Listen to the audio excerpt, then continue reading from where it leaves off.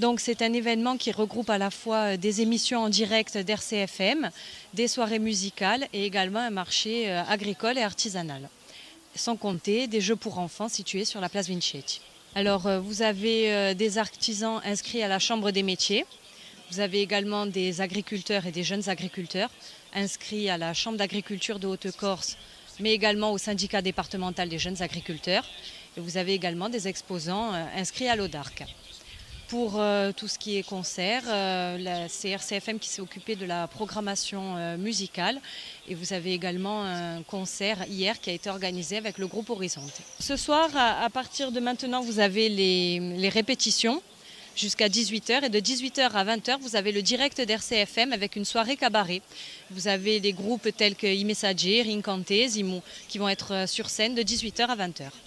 Donc l'organisateur, c'est la ville de Bastia et les partenaires sont l'ODARC. Vous avez la Chambre des métiers, la Chambre d'agriculture, le syndicat départemental des jeunes agriculteurs et vous avez RCFM, notre partenaire privilégié. Qui est présent sur cet événement et que représentez-vous ?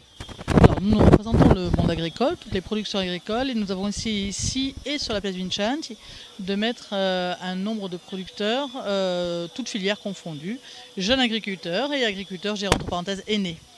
Voilà. Donc vous avez du miel avec monsieur et madame Cecaldi, vous avez du fromage avec monsieur Orson et monsieur Provence, de la charcuterie avec monsieur Costa, vous avez le vin de mademoiselle Devig, vous avez les glaces à la clémentine et le clémentine de monsieur Broschini. Ensuite, chez nous, là ici, et puis vous avez d'autre côté les jambons en AOP de monsieur François Albertine, mademoiselle Rabineau qui est une jeune GIA en fromage aussi. Vous avez Marie-Rose Goulielme aussi qui nous représente la Costa Verde avec le vin de la Costa Verde. Voilà, à peu près une quinzaine de producteurs. Voilà, beaucoup de femmes par contre, énormément de femmes présentes. Voilà. Le monde agricole se féminise beaucoup, donc ce marché effectivement représente aussi cette féminisation. On n'a pas fait exprès. Qu'est-ce que cela vous apporte concrètement de participer à ce genre d'événement ? Alors concrètement déjà, je pense que c'est une mission essentielle des chambres d'agriculture en général de promouvoir l'excellence, de promouvoir les produits et les savoir-faire. Voilà.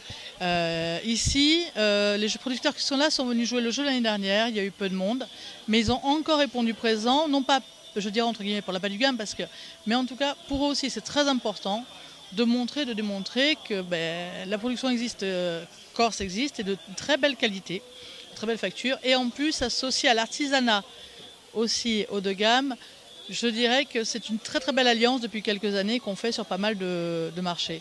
Et surtout, voilà, c'est la promotion de leurs produits et leur savoir-faire et c'est important pour eux de se faire connaître. Et c'est aussi un moyen pour eux aussi d'apprendre à se commercialiser, je dirais, le rapport avec le public, puisqu'il se perd de plus en plus. C'est des jeunes qui sont souvent un peu timides, des jeunes qui n'ont pas le contact d'emblée très facile. Donc du coup, et là, c'est très convivial, c'est petit, c'est convivial et du coup, tous ensemble, en fait, ils s'entraînent. Là, pour cette année, on a monté un grand comptoir, je dirais, de palettes. Ils sont tous derrière et en mutualisant la manière de vendre, ils ont réussi à capter énormément de public, de discuter, de parler de leurs produits, de se mettre en avant. Et c'est très important pour eux, cette démarche aussi de commercialisation et d'aller au-devant de ce public.